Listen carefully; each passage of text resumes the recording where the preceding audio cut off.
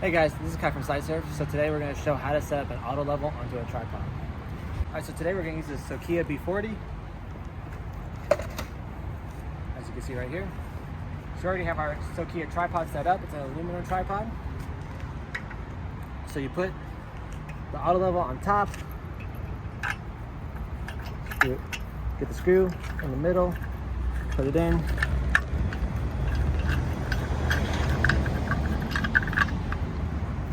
Make sure it's tight. And if you guys are also interested to learn how to set up a tripod, we already have a video for that. Just check it out over here. You can see how to set up a tripod. All right, so once this is secured, you look around and you can see right here, there's a bubble. And if the bubble is not in the center, you have different screws over here to align it and change the level to make sure the bubble is right in the center. All right, so once you have the bubble in the center, you look through here and make sure you take the cap off and you're ready to go. So that's all you need to do is start leveling. If you're interested in seeing more videos, check out our YouTube.